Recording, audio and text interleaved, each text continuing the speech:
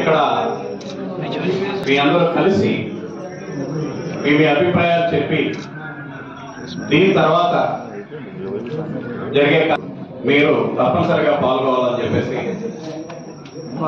ఎక్కడ ఆగకుండా ఈ జర్నీని మనకి పార్టీకి న్యాయం జరిగేంత వరకు ఈ రాష్ట్రంలో కాంగ్రెస్ పార్టీకి మంచి రోజులు వచ్చేంత వరకు మీరందరూ ఇదే నాయకత్వానికి కానీ ఇదే కార్యవర్గానికి కానీ విరుద్ధంగా ఉంటారని చెప్పి ఆశిస్తూ రెండో తీర్మానాన్ని ఇవ్వడం కాంగ్రెస్ చరిత్రలో కూడా నాకు తెలిసినంత వరకు ఇదే మొట్టమొదటిసారి. ఇలాంటి పరిస్థితి తీసుకొచ్చిన నాయకత్వాన్ని మన ఎండగట్ట తప్పదు. మనందరం కలిసికట్టుగా ఉంది. మన వాయిస్ ని ఢిల్లీ వరకు తీసుకెళ్లాల్సిన బాధ్యత మనందరి మీద ఉంది. మీకు కష్టమైన నష్టమైనా కూడా కలిసి వచ్చి మనందరూ కూడా ముందుకెళ్ళి మన అనుకున్న ఏదో సాధించుకోవాలని చెప్పేసి ఈ విధంగా తెలియజేసుకుంటూ 26 జిల్లాల నుంచి వచ్చిన నాయకులు, కుటుంబ సభ్యులు, కార్యకర్తలు మా ఆహ్వానాన్ని మన్నించి మీరు కూడా ఏదో ఒకటి విషయాన్ని తెలియజేద్దామని చెప్పి వచ్చిన మీ అందరికీ కూడా ప్రత్యేకమైన కృతజ్ఞతలు తెలియజేస్తూ లంచ్ కార్యక్రమం కూడా వాళ్ళు జీప్లకి ఈమెయితే పోలీసులు స్వయంగా లేడీ పోలీసులు కొట్టడం చూశాను నేను పద్మశ్రీని.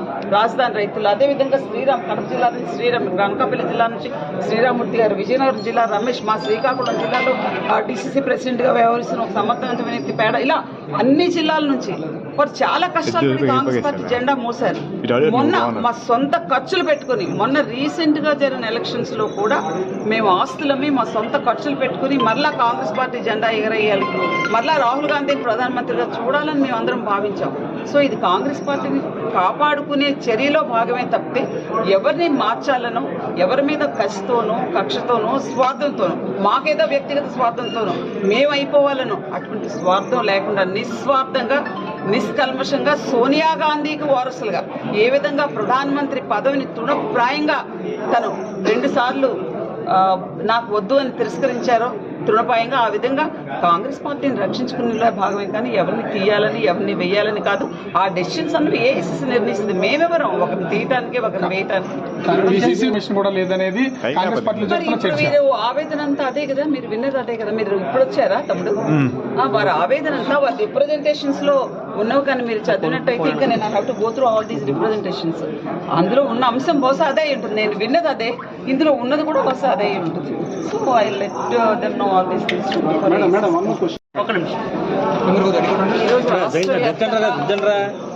రాష్ట్ర వ్యాప్తంగా అన్ని జిల్లాల నుంచి కాంగ్రెస్ పార్టీ నాయకులు, Congress party cadre, sincere Congress party cadre వారిలో ఉన్న ఆవేదనను, కాంగ్రెస్ పార్టీ వాస్తవిక పొజిషన్, ఆంధ్రప్రదేశ్ రాష్ట్రంలో కాంగ్రెస్ పార్టీ ఏ సిచ్యువేషన్లో ఉంది, గడిచిన కాలంలో ఎలా ఉండేది, ఈ మధ్య కాలంలో ఎలా రోజు రోజుకి ఎలా క్షీణించబోతుంది అనే పరిస్థితులు వివరిస్తూ వారు వ్యక్తిగతంగా సీనియర్ కాంగ్రెస్ పార్టీ నాయకులు ఎవరైతే ఉన్నారో, అంటే 2014 to 2024 వరకు కాంగ్రెస్ పార్టీ అధికారంలో లేనప్పుడు, కాంగ్రెస్ పార్టీ డిస్ట్రెస్లో ఉండేటప్పుడు ఎటువంటి పరిస్థితులు వారు ఫేస్ చేశారు, ఏ విధంగా ఇప్పుడు నిర్లక్ష్యానికి గురి కాబట్టారు అనే విషయాన్ని వారి రిప్రజెంటేషన్స్ ద్వారా నాకు ఇవ్వడం జరిగింది.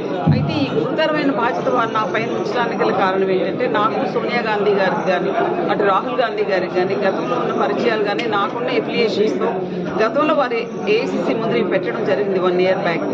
సో అది ఫ్రూట్ఫుల్ కాలేదని వారు భావించారు. కాంగ్రెస్ పార్టీ భవిష్యత్తు కోసం, కాంగ్రెస్ పార్టీ ఆంధ్రప్రదేశ్ రాష్ట్రంలో మరింత బలోపేతం చేయాలి అంటే ఇది హై టైం, ఏఐసిసి ఇన్వాల్వ్ అవ్వాల్సిన అవసరం ఉంది. అట్ ద సేమ్ టైం రాష్ట్ర వ్యాప్తంగా ఉన్న కాంగ్రెస్ పార్టీ నాయకుల్లో, క్యాడర్లో ఒక కాన్ఫిడెన్స్ ఇన్స్టిల్ చేయాల్సిన అవసరం, ఒక విశ్వాసాన్ని నింపాల్సిన అవసరం ఉందని భావించి ఈ గురుతరమైన బాధ్యతను కూడా నేను తీసుకుని వారి ఆవేదన నేను అర్థం చేసుకున్నాను. వారు ఏ విధంగా నిర్లక్ష్యాన్ని గురి కాబడ్డారో ఈరోజు స్వయంగా నేను విన్నాను. ఖచ్చితంగా ఈ అంశాలపైన నేను ఏఐసిసి ముందర ఉంచుతానని వారికి స్పష్టమైన భరోసా ఇచ్చాను. సో ఆ పని నేను చేయాలని చెప్పి వారి రిక్వెస్ట్ మేరకు ఈరోజు ఇక్కడికి రావడం జరిగింది. ఆ క్యాడర్ చాలా very important cadre of Congress party. ఈరోజు ఆ క్యాడర్ని కానీ మేము లూజ్ అయ్యాము అంటే ఆంధ్రప్రదేశ్ రాష్ట్రంలో కాంగ్రెస్ పార్టీ ఉనికి లేకుండా పోయే పరిస్థితి, ప్రమాదకరమైన పరిస్థితి ఉంది. ఈ ప్రమాదకరమైన పరిస్థితిని నేను ఖచ్చితంగా ఏఐసిసి ప్రెసిడెంట్ గారికి, మేడం సోనియా గాంధీ గారికి, రాహుల్ గాంధీ గారికి, ప్రియాంక గాంధీ గారికి వివరిస్తాను చెప్తాను. పిసిసి ప్రెసిడెంట్ మీద పిసిసి ప్రెసిడెంట్ మీద వారు నిర్లక్ష్యానికి గురి కాబడ్డారు. రాష్ట్ర కాంగ్రెస్ తో నిర్లక్ష్యానికి గురి కాబడ్డారు. ఎవరి నేమ్స్ మెన్షన్ చేయటం, ఎవరినో మార్చాలని చేయాలనో ఎవరినో తీర్చాలనో మాకు కావాలనో వీరెవరూ కోరలేదు. వారు ఏంటంటే కన్నతల్లి కాంగ్రెస్ పార్టీని కాపాడుకుందాం, కాంగ్రెస్ పార్టీకి మళ్ళీ పూర్వ వైభవాన్ని తీసుకొద్దాం. బట్ కాంగ్రెస్ పార్టీ అధికారంలో లేనప్పుడు కాంగ్రెస్ పార్టీ కోసం అష్ట కష్టాలు పడి మేము జైలుకు కూడా వెళ్ళొచ్చాం. ఇప్పుడు నిర్లక్ష్యానికి గురి కాబడ్డాం. So at this time AICC involve అవ్వాల్సిన అవసరం ఉంది అని వారు నాకు చెప్పడం జరిగింది. నేను కూడా అది నిజమనే భావించాను. వాస్తవంగా వారందరూ నా ఫ్యామిలీ నాకు తెలుసు. కాలంలో వీరు ఏ విధమైన ఇబ్బందులు పడ్డారో నాకు తెలుసు.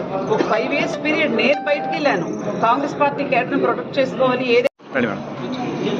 Today in Visakhapatnam, entire 26 districts party cadre, I mean to say from 2014, whoever has carried the Congress party flag and worked for the Congress party, the loyal Congress workers have organized a meeting over here to strengthen Congress party and to raise all the issues what APCC president is taking up in Andhra Pradesh.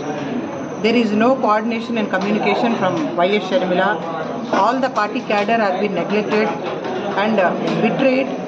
So we want to take up all the issues to AICC level. We have informed previously also last year to Mallikarjun Kharge ji, Sonia ji, Rahul ji and even our in charge Manikan Tagore ji. So still it is time taking process. So once again we have had a meeting over here. After 1 year also local body elections are going to come. For that, we have to prepare our entire cadre. Sharmila is not available in the state of Andhra Pradesh. We are not aware where she is also. So that is the reason, and we are not able to contact her also. That is the reason entire cadre has gathered here, and we have invited Madam ex-Central Minister Srimati Killi Kruparani Garu, since she is having a good relation with Sonia ji and Rahul ji, and to put up our voice to the AICC level to strengthen Congress party and to give respect and love whatever the cadre is expecting from the leadership. ఇక్కడ మీ అందరూ కలిసి మీ అభిప్రాయాలు చెప్పి దీని తర్వాత జరిగే మీరు తప్పనిసరిగా పాల్గొవాలని చెప్పేసి ఎక్కడ ఆగకుండా ఈ జర్నీని మనకి పార్టీకి న్యాయం జరిగేంత వరకు ఈ రాష్ట్రంలో కాంగ్రెస్ పార్టీకి మంచి రోజులు వచ్చేంత వరకు మీరందరూ ఇదే నాయకత్వానికి కానీ ఇదే కార్యవర్గానికి కానీ విరుద్ధంగా ఉంటారని చెప్పి ఆశిస్తూ రెండో తీర్మానాన్ని ఇవ్వడం కాంగ్రెస్ చరిత్రలో కూడా నాకు తెలిసినంత వరకు ఇదే మొట్టమొదటిసారి. ఇలాంటి పరిస్థితి తీసుకొచ్చిన నాయకత్వాన్ని మన ఎండగట్ట తప్పదు. మనందరం కలిసికట్టుగా ఉంది. మన వాయిస్ ని ఢిల్లీ వరకు తీసుకెళ్లాల్సిన బాధ్యత మనందరి మీద ఉంది. మీకు కష్టమైన